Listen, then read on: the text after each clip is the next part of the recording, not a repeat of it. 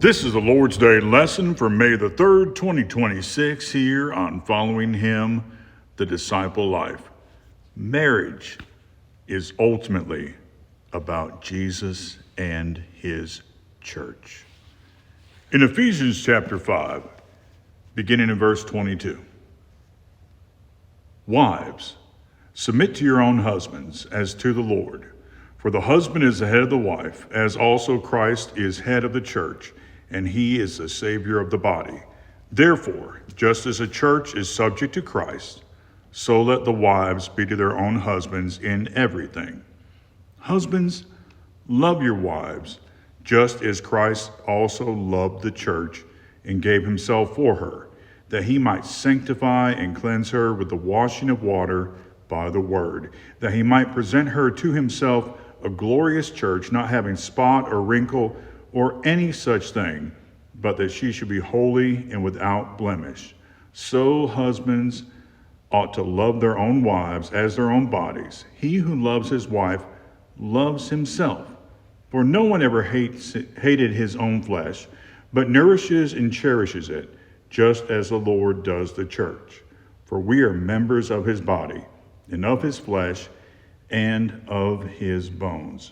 For this reason a man shall leave his father and mother, and be joined to his wife, and the two shall become one flesh.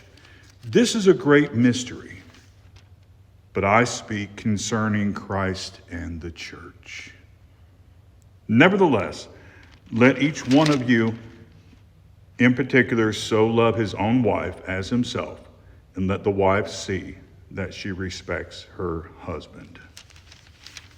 Verse 32 is key to what Paul is saying there. Now we have the submission of the wife to the husband as the church does to Christ. We have the husbands sacrificially loving their wives as Christ does the church. And he brings it home in verse 32. This is a great mystery, but I speak concerning Christ and the church. In fact, and there in verse 31, for this reason a man shall leave his father and mother and be joined to his wife, and the two shall become one flesh. In bringing in the words of Moses from Genesis on marriage, he's tying this concept all the way back to the first marriage.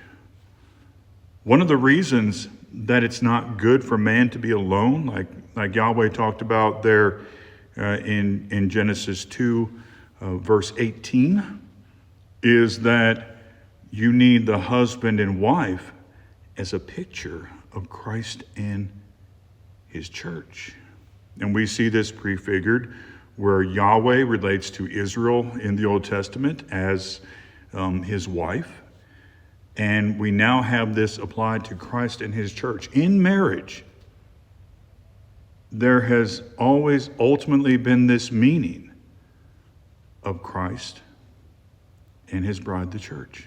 This is the mystery that Paul is revealing here. This is why divorce is such a serious matter. One of the big reasons why divorce is such a serious matter. This is why things like adultery are such a serious matter. One of the big reasons for that. And there are others we could talk about too, of course. But this is one of the reasons why sexual sin is such a big deal, because marriage is a picture of Christ and his church. The commitment Christ has to his church, the sacrificial love he has for his church, and the submission and the commitment that the church has to Christ. Marriage is ultimately a picture of Christ and his church. So when you consider your marriage, or when you consider marriage in general, the messaging that goes on about that these days from many different groups is very negative. Whether it's from feminism, whether it's from the more toxic forms of red pill-ism, if that could be called an ism, which for many it pretty much is. But marriage, it's a glorious thing.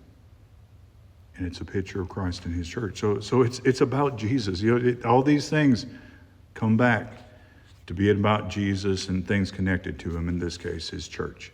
You have a good rest of the day, and shalom.